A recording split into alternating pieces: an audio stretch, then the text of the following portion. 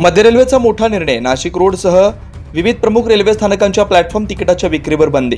दरवर्षी 6 डिसेंबरला महापरिनिर्वाण दिनानिमित्त मुंबईतील चैत्यभूमीवर महामानव डॉक्टर बाबासाहेब आंबेडकर यांना अभिवादन करण्यासाठी भीमसैनिक मोठ्या संख्येने हजेरी लावतात.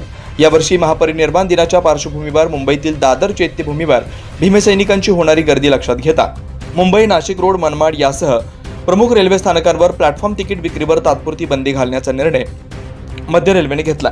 2 ते 9 डिसेंबर दरम्यान ही बंदी राहणार आहे.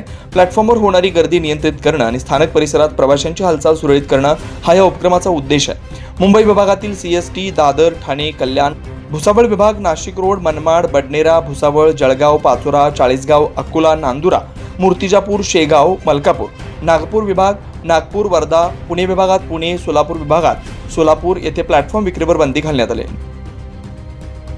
9 न्यूज महाराष्ट्र ब्युरो.